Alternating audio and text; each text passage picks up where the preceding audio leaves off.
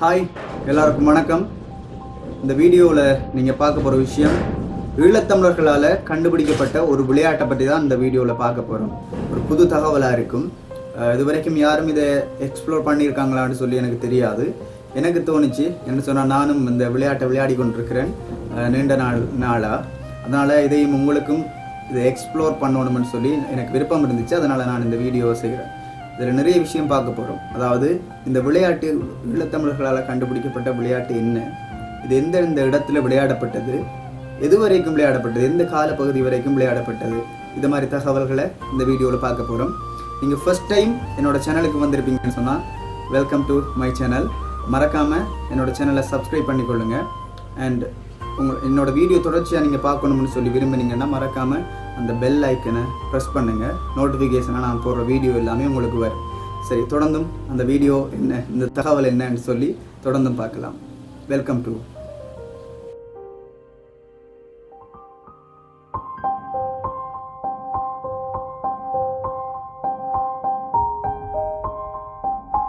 மீண்டும் ஒரு முறை உங்களை எல்லாரையும் சந்தோஷமா எஸ்எல் தமிழ் கிரியேஷன் சேனலுக்கு வெல்கம் பண்ணிட்டு விஷயத்துக்கு போகலாம். சரி, ஈழத்தமிழர்களால் கண்டுபிடிக்கப்பட்ட விளையாட்டு என்ன என்ற கேள்வி எல்லாருக்குமே வரும். அதை தான் நீங்கள் எதிர்பார்த்து வந்திருப்பீங்க.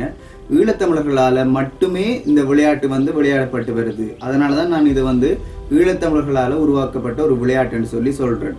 இதை வேறு யாருமே இந்த விளையாட்டை விளையாடுறதில்ல. குறிப்பாக ஈழத்தமிழர்கள் வாழ்கிற பகுதிகளில் மாத்திரமே இது விளையாடப்பட்டு கொண்டு வருது. இந்த விளையாட்டு என்ன விளையாட்டு? அதாவது தமிழர் வாலிபால் என்றும் அந்த விளையாட்டை சொல்றாங்க. ஓவர் கேம் வாலிபால் அப்படின்னு சொல்றாங்க. இந்த விளையாட்டு ஈழத்தமிழர்களால் மட்டுமே விளையாடப்படுறதுனால தான் நான் இதுக்கு தலைப்பு கொடுத்தேன். இது ஈழத்தமிழர்களால் விளையாடப்பட்ட ஒரு விளையாட்டுன்னு சொல்லி.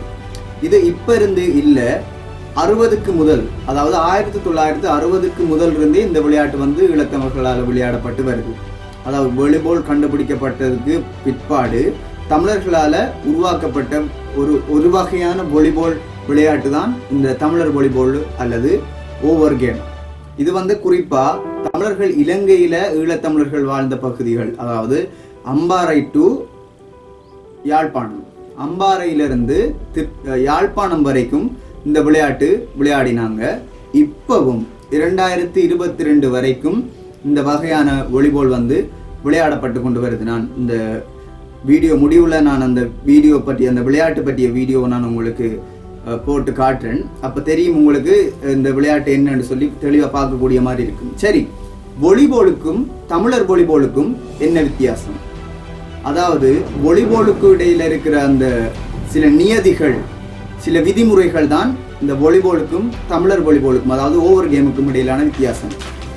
அந்த வித்தியாசங்கள் என்னன்னு சொல்லி பார்த்தோம்னு சொன்னால், ஓவர் கேம் அல்லது தமிழர் வாலிபால்ல 4 பேர் மாத்திரம் விளையாடலாம். ஆனா வாலிபால்ல 6 பேர் விளையாடலாம். அது மாதிரி அதுல இருக்கிற சில விதிமுறைகளுக்கும் இந்த விளையாட்டுல இருக்கிற சில விதிமுறைகளுக்கும் நிறைய வித்தியாசங்கள் இருக்கு. அந்த வித்தியாசங்கள் தான் இந்த 2 விளையாட்டையுமே பிரிச்சு காட்டுது, வேற விளையாட்டுன்னு சொல்லி. அதே மாதிரி இந்த விளையாட்டு இங்க மட்டும் இல்லை, குறிப்பா தமிழர்கள் வாழ்ற வெளிநாடுகள், அதாவது புலம்பெயர்ந்த தமிழர்கள் வாழ்ற வெளிநாடுகள்ல கூட இந்த விளையாட்டு விளையாடி கொண்டு வராங்க. உதாரணமா டென்மார்க், இங்கிலாந்து, நோர்வே, இந்த மாதிரி பல நாடுகள்ல ஈழத்தமிழர்கள், புலம்பெயர்ந்த தமிழர்கள் வாழ்ற நாட்டுல இந்த வகையான விளையாட்டை விளையாடி கொண்டு வராங்க. அதே நேரம் இந்த விளையாட்டை வேற யாருமே விளையாடுறது இல்லை, ஈழத்தமிழர்கள் மட்டும்தான் இந்த வகையான விளையாட்டை விளையாடுறாங்க. ஒவ்வொரு கேம் அல்லது தமிழர் வாலிபால் என்று சொல்ற பேர்ல ஈழத்தமிழர்களால் மட்டும் விளையாடப்பட்டு வருது. இது இதே வகையான போட்டிகள், அதாவது இந்த ஈழத்தமிழர்களால் உருவாக்கப்பட்ட இந்த தமிழர் வாலிபால் அல்லது ஓவர் கேம் ஒரு சில குறிப்பான நியதிகளோட சரியான விதிமுறைகளை பின்பற்றி போட்டிகள் கூட நடத்தப்பட்டு வருது. டென்மார்க்ல போட்டிகள் நடத்தப்படுது, அதே மாதிரி நோர்வேல நடத்தப்படுது இந்த வகையான வாலிபால் போட்டிகள். அதே நேரத்தில் இலங்கையிலையும் இன்றைக்கு இப்ப வரைக்கும் 2022 வரைக்கும் இந்த போட்டிகள் நடைபெற்று கொண்டுதான் இருக்கு. சரியான விதிமுறைகள் இந்த போட்டிக்கு, சர்வதேச அளவுல பேசப்படுற அளவு விதிமுறைகள் இந்த போட்டிக்கு இருக்கு. அந்த வகையான சரியான போட்டியை தான் ஈழத்தமிழர்கள் கண்டுபிடிச்சிருக்கிறாங்க. மிகவும் சிறப்பா இதுவரைக்கும் பின்தொடர்ந்து கொண்டே வராங்க. அந்த விளையாட்டை நானும் அந்த விளையாட்டை விளையாடுறவன் என்ற வகையில 2 விளையாட்டுமே நான் விளையாடி இருக்கிறேன். அதாவது செட்டப் என்று சொல்லப்படுற வாலிபாலையும் விளையாடி இருக்கிறேன். இந்த தமிழர்கள் வாலிபால் என்று சொல்லப்படுற ஒவ்வொரு கேமையும் விளையாடுவேன். ரெண்டையுமே விளையாடின வரையில பொறுத்த வரையில எனக்கு பர்சனலா இந்த தமிழர் வாலிபால் வந்து ரொம்ப பிடிச்சிருக்கு, நிறைய பிடிச்சிருக்கு. ஏன்னு சொன்னா ஒரு த்ரில்லிங், அதாவது ஒரு எனர்ஜியா அவ்வளவு த்ரில்லா விளையாடுற ஒரு விளையாட்டு. என்னன்னு சொன்னா வாலிபால் அதாவது செட்டப் பால்ல ஒரு பக்கம் போல் வந்து 2 தடவைகள் இருக்கலாம், 3வது தடவை அடுத்த பக்கம் போல் போகணும். ஆனால் இந்த தமிழர் வாலிபால் அல்லது ஓவர் கேம் என்று சொல்லப்படுற விளையாட்டுல ஒரு தடவையிலேயே அந்த பக்கம் போயிடணும். எனவே 2 பக்கமும் போல் போய்கொண்டே இருக்கணும், அதுதான் ஓவர் கேம். அப்ப அப்படி போய்கொண்டிருக்குள்ள அந்த விளையாட்டை பார்க்க ஒரு ஆர்வமா இருக்கும், விளையாடுறதுக்கும் ஒரு சந்தோஷமா இருக்கும், அவ்வளவு த்ரில்லா இருக்கும் அந்த விளையாட்டு. எனவே இதான் விஷயம். ஈழத்தமிழரால் கண்டுபிடிக்கப்பட்ட விளையாட்டு தமிழர் வாலிபால் அல்லது ஓவர் கேம் என்று சொல்லுவாங்க. இது வந்து நிறைய ஈழத்தமிழர்கள் குறிப்பா இருக்கிற நாடுகளில் விளையாடப்படுது. அது மட்டும் இல்லாம ஈழத்தமிழர்கள் பரவி வாழ்ற முகாம்கள், கேம்ப், அதாவது தமிழ்நாட்டில் இருக்கிற நாமக்கல் உட்பட பல கேம்புகளில் விளையாடப்பட்டு வருது இந்த விளையாட்டு.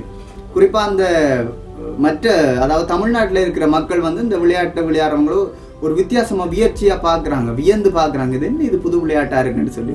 அப்படி ஒரு அழகான நேர்த்தியான சரியான விதிமுறைகளை கொண்டு உருவாக்கப்பட்ட ஒரு விளையாட்டைத்தான் ஈழத்தமிழர்கள் உருவாக்கி இருக்கிறாங்க, கடைபிடிச்சு கொண்டு வராங்க. இதுவரைக்கும் இன்றைக்கு வரைக்கும் போட்டிகள் நடைபெற்று கொண்டிருக்கு. கிளிநொச்சியில போட்டிகள் நடக்குது, வவுனியாவில் நடக்குது, குறிப்பா திருகோணமலையில் நடக்குது, மூதூர், அதாவது திருகோணமலையில மூதூர், நான் இருக்கிற பிரதேசத்துல வந்து ஒரு திருவிழாவை போல இந்த விளையாட்டு வந்து நடக்கிறத பார்க்கலாம். கிட்டத்தட்ட ஒரு 800, 500, 600, குறைஞ்சது 500க்கு மேல வருவாங்க அந்த மெச் விளையாடுறதுக்கு. எல்லா இடத்துலயும் இருந்தே வருவாங்க. அம்பாறையிலிருந்து வரும் டீம் வந்து யாழ்ப்பாணத்திலிருந்து வரும், வவுனியாவிலிருந்து வரும். இது மாதிரி எல்லாமே ஒரு ஐக்கியமா இணைஞ்சு இந்த விளையாட்டை விளையாடுறத பார்க்கிறோம். இது முக்கியமா நான் அடிக்கடி சொல்ற விஷயம். ஈழத்தமிழர்களால் மட்டும்தான் இந்த விளையாட்டு விளையாடப்படுது, வேற யாருமே விளையாடப்படலை. எனவே இந்த தகவல் உங்களுக்கு நான் சொல்லணும். இதை யாருமே வந்து எங்கேயுமே எக்ஸ்ப்ளோர் பண்ண இல்லை, யாருக்குமே தெரிவிக்கல. எந்த மனசுல தோணினது நான் இதை உங்களுக்கு சொல்லணும், இதை உலகத்துக்கு தெரியப்படுத்தணும் என்று சொல்லி நான் விரும்பினேன். அந்த விளையாட்டை நான் வந்து இடைக்கிடையே உங்களுக்கு போட்டு காட்டுறேன் பின்னுக்கு. ஸோ பாருங்க.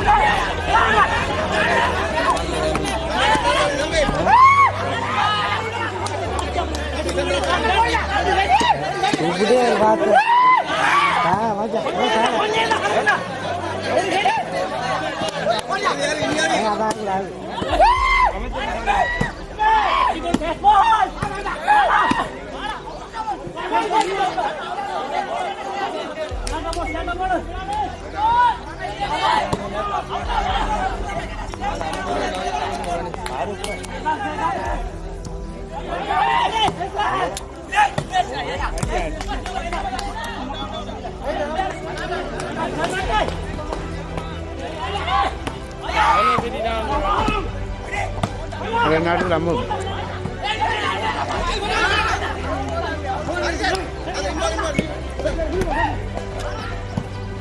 കൈ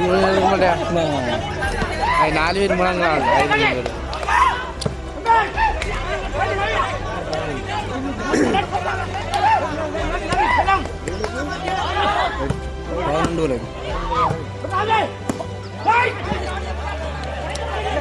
പത്ത്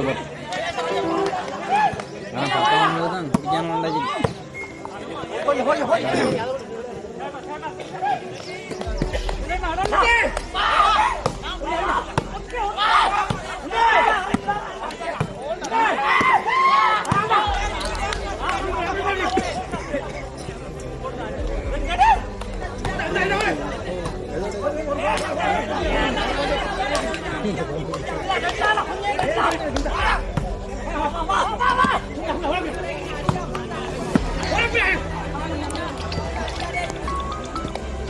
ഹലോ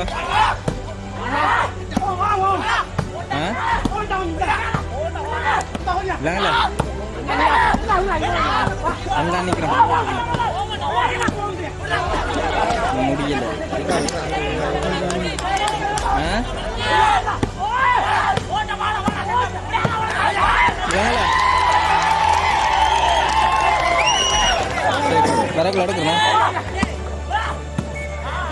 ஷேர் பண்ணுங்க. நம்மளோட தமிழர்கள் கண்டுபிடிச்ச நம்மளோட தமிழர்களுடைய சொந்தமான இந்த விளையாட்டை உலக அறிய செய்கிறது உங்களோட பொறுப்பு. ஸோ மறக்காம ஷேர் பண்ணுங்க, உங்களுக்கு தெரிஞ்ச இடங்களுக்கெல்லாம் பகிருங்க, நண்பர்கள்ட்ட சொல்லுங்க. அண்ட் மறக்காம எங்களோட சேனலை சப்ஸ்கிரைப் பண்ணுங்க, லைக் பண்ணுங்க, கமெண்ட் பண்ணுங்க, உங்களோட கருத்துக்களை சொல்லுங்க. இந்த விளையாட்டு இன்னும் நீங்களும் விளையாடி கொண்டிருப்பீங்களா இருந்தா மறக்காம கீழே வந்து கமெண்ட் பண்ணுங்க. இன்னொரு வீடியோவில் சந்திக்கும் வரைக்கும் thank you so much and bye.